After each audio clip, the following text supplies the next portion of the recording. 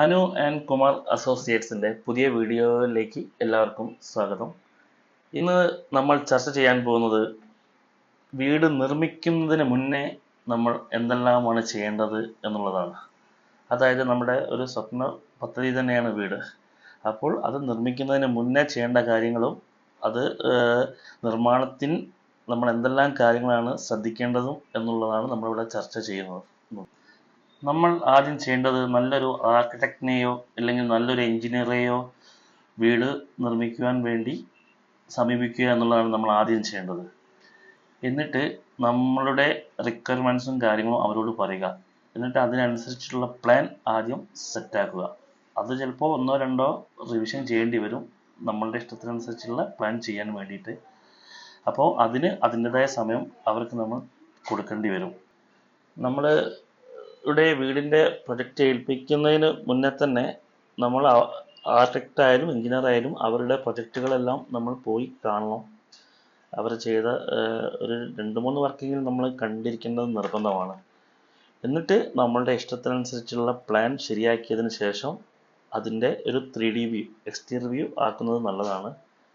അതിനുശേഷം നമ്മൾ structural drawing, plan, elevation എന്ന് പറഞ്ഞാൽ 2 ഭാഗത്തുള്ള എലിവേഷൻ ചെയ്യണം. പിന്നെ അതിൻ്റെ സെക്ഷൻ ഡ്രോയിങ്സ് എങ്ങനെ ഒരു 10-18 പേപ്പർ ഷീറ്റിൻ്റെ ഒരു ഫയൽ ആക്കും നമ്മൾ സ്ട്രക്ചറൽ വർക്കിന് വേണ്ടിയിട്ട്. അതാണ് നമ്മൾ ഫസ്റ്റ് സ്റ്റേജ് എന്ന് പറഞ്ഞാൽ. 2 പാർട്ടായിട്ടാണ് നമ്മൾ വീട് ചെയ്യുക. ഒന്ന് സ്ട്രക്ചറൽ വർക്ക് ഫിനിഷിങ് ചെയ്തിട്ട് പിന്നെ ഇൻറ്റീരിയറിലേക്ക്. അങ്ങനെ നമ്മൾ ആദ്യ ഘട്ടത്തിൽ സ്ട്രക്ചറൽ ഡ്രോയിങ്ങിൻ്റെ, അതായത് എക്സ്റ്റീരിയർ വ്യൂ ഇതിൻ്റെ ഫയലാക്കിയതിന് ശേഷം നമ്മൾ അടുത്തത് ചെയ്യേണ്ടതെന്ന് പറഞ്ഞാൽ നല്ലൊരു കോൺട്രാക്ടറെ വീട് ഏൽപ്പിക്കുക എന്നുള്ളതാണ്. അതിന് ക്ലയൻറ്റും ആർക്കിടെക്റ്റും അല്ലെങ്കിൽ എൻജിനീയറോ ഒരു മീറ്റിംഗ് വെച്ചിട്ട് കോൺട്രാക്ടറുടെ ചെയ്ത പ്രൊജക്റ്റുകളെല്ലാം നോക്കിയിട്ടാണ് നമ്മൾ നല്ലൊരു കോൺട്രാക്ടർക്ക് വർക്ക് കൊടുക്കുക.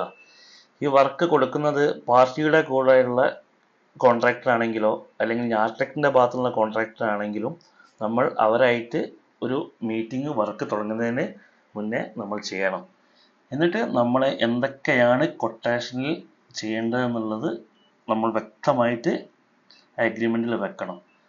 അതിൽ ആദ്യമായി നമ്മൾ ഉപയോഗിക്കുന്ന മെറ്റീരിയൽ എന്ന് പറഞ്ഞാൽ സിമൻറ്റ്, സ്റ്റീല്, അത് ഏതെല്ലാം കമ്പനിയുടെ ആണെന്നും, പിന്നെ സ്ലാബിൻ്റെ തിക്നെസ്, പിന്നെ ലിൻഡലിൻ്റെ ഹൈറ്റ്, ബീമുകൾ, കോളങ്ങൾ, പിന്നെ എവിടേക്കാണ് നമുക്ക് കെട്ട് കാര്യങ്ങളൊക്കെ വരിക എന്നുള്ള ബെൽറ്റിൻ്റെ ഡീറ്റെയിൽ, അങ്ങനെ സ്ട്രക്ചറിന് ഒരു കോൺട്രാക്ടർക്ക് കൊടുക്കുന്ന എല്ലാ ഡീറ്റെയിലും ഒരു ആർക്കിടെക്റ്റ്, എഞ്ചിനീയറോ നമുക്ക് തയ്യാറാക്കി തരുന്ന ആ ഫയലായിരിക്കും നമ്മൾ കോൺട്രാക്ടേഴ്സിന് കൊടുക്കേണ്ടത്.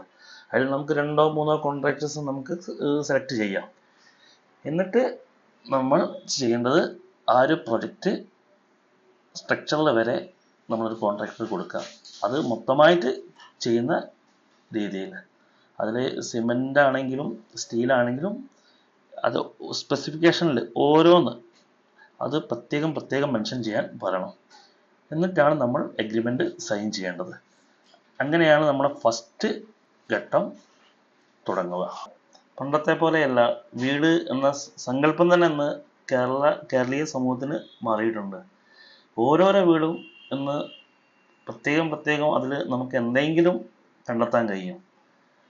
അപ്പോൾ അതിനനുസരിച്ച് നമ്മൾ ചെയ്യുമ്പോൾ വളരെ ശ്രദ്ധിക്കേണ്ട കാര്യം എന്ന് പറഞ്ഞിട്ടുണ്ടെങ്കിൽ നമ്മൾ പ്രൊജക്റ്റ് ഏൽപ്പിക്കുന്ന ആളുകളുടെ വർക്ക് നോക്കിയിട്ടും, പിന്നെ അത് കൂടാതെ നമ്മൾ 2 പാർട്ടായിട്ടാണ് വീട് ചെയ്യുന്നതായിരിക്കും ഏറ്റവും നല്ലത്. ഒന്ന് സ്ട്രക്ചറൽ വർക്കും പിന്നെ ഇൻറ്റീരിയറിൻ്റെ പാർട്ട് എന്ന് പറഞ്ഞിട്ടുണ്ടെങ്കിൽ അത് അത്യാവശ്യം നന്നായിട്ട് നമുക്ക് ഡീറ്റെയിൽ ചെയ്യാനുണ്ട്. അത് നമ്മൾ രണ്ടാമത്തെ പാർട്ട് വീഡിയോയിൽ നമ്മൾ അതിൻ്റെ ഡീറ്റെയിൽ പറയുന്നതായിരിക്കും. പിന്നീട് അതുപോലെ തന്നെയാണ് ലാൻഡ്സ്കേപ്പും ഇന്ന് വീടിനോട് ഒഴിവാക്കാൻ പറ്റാത്തൊരു ഭാഗമായിട്ടുണ്ട്. ഇന്ന് കുറേ വീടുകളിൽ ലാൻഡ്സ്കേപ്പ് അത്യാവശ്യം നന്നായിട്ട് ചെയ്യുന്നുണ്ട്. അതൊക്കെ നമ്മൾ ചെയ്യുമ്പോൾ തുടക്കം തന്നെ അതിന് അതിൻ്റെതായ സ്പേസും മറ്റും കൊടുക്കാൻ നമ്മൾ വളരെ അധികം ശ്രദ്ധിക്കണം. ഇതെല്ലാം വെച്ചിട്ട് വേണം നമ്മളൊരു പ്ലാൻ തയ്യാറാക്കാൻ. ഇനി നമുക്ക് സെക്കൻഡ് പാർട്ടിൽ ഇൻറ്റീരിയർ നമ്മൾ എങ്ങനെയാണ് ചെയ്യേണ്ടത്, അത് നമ്മൾ തുടങ്ങുന്നതിന് മുന്നേ അതിലെന്തൊക്കെ കാര്യങ്ങളാണ് നമ്മൾ ശ്രദ്ധിക്കേണ്ടത് എന്നുള്ള വീഡിയോ നമുക്ക് സെക്കൻഡ് പാർട്ടിൽ ചെയ്യുന്നതാണ്.